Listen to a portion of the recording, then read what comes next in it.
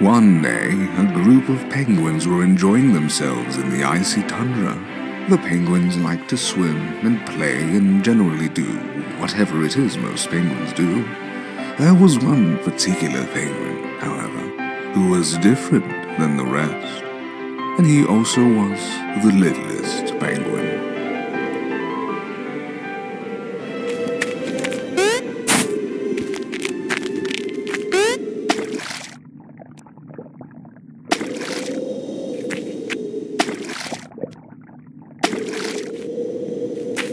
The littlest penguin liked the other penguins well and fine enough, albeit in small doses. He was much more interested in going on adventures, and he felt that today could possibly be his best adventure yet.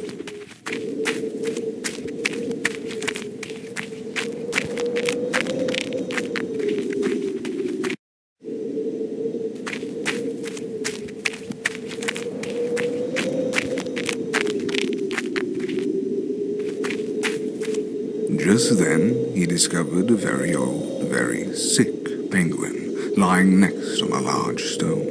"Won't you please help me?" cried out the old penguin.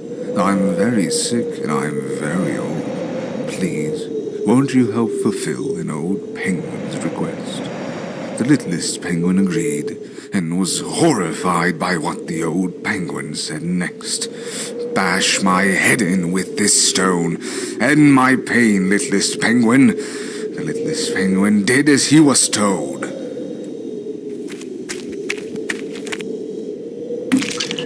Something began to stir inside the littlest penguin after that. Suddenly, a rush of emotions he had never known filled him, thrilled him like nothing had ever done before.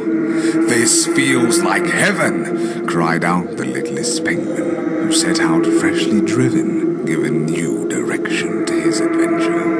If killing just one penguin felt that good, he thought to himself, "I wonder how it would be if I killed 10 penguins." And off he went to test his theory.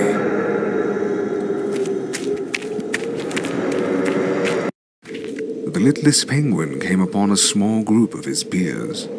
"This will do," he thought to himself, picking up a club that had been lying in the snow. The first one went down quickly, far easier than the littlest penguin would have thought. This spooked the others, but to his surprise, the littlest penguin found the more he ran, the greater his satisfaction when he finally beat them down. And beat them down he did, until the last of them were reduced to little more than a red stain in the snow.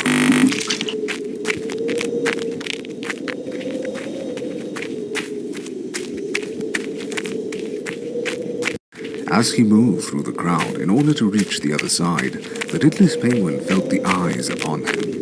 The other penguins began to grow weary of him, shifting their gaze as he walked by. "I do not like the way they stare at me," thought the littlest penguin. "I do not like it one bit. Perhaps, after I kill them all, I shall make a fine necklace of their eyes." This thought occupied the littlest penguin as the others wobbled nervously around him. "And perhaps a crown made from their beaks, so all can see and marvel at how beautiful I am."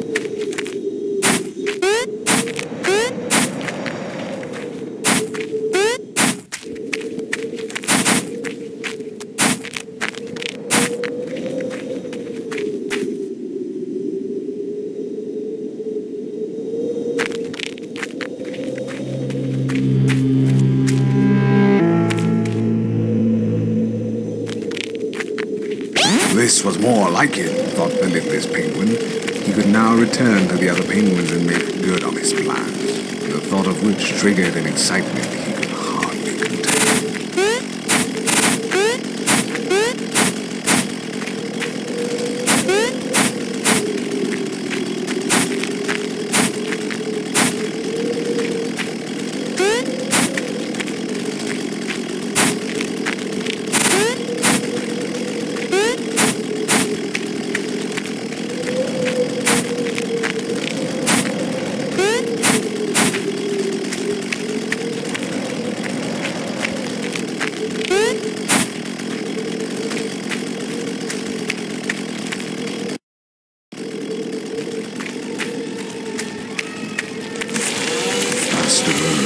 Faster they fell, brilliant streaks of crimson filled the air.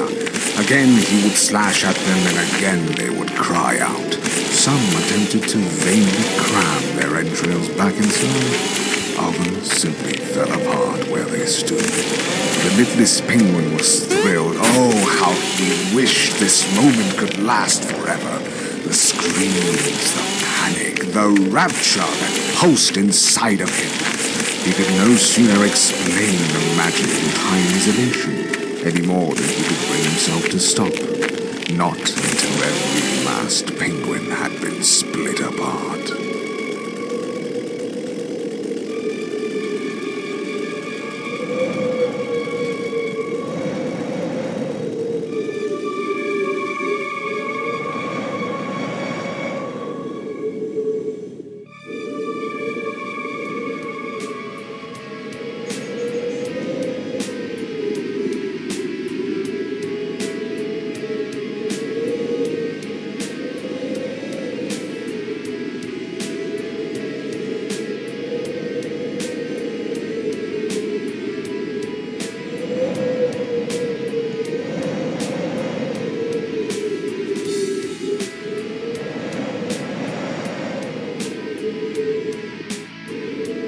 When the last of them had finally stopped twitching, and he no longer felt the eyes upon him, the littlest penguin stopped.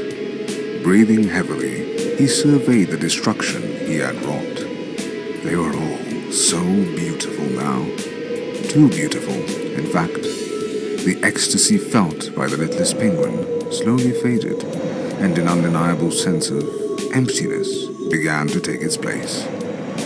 It's not fair, he thought. They are all so beautiful now. Why can't I be beautiful like them? Why must I be the only one? It isn't fair. It just isn't fair. The littlest penguin looked at the chainsaw. The blood dripped off the teeth of the blade, almost glistening in the moonlight. Suddenly, the littlest penguin knew how to feel beautiful like the rest. He knew then what it was he must do.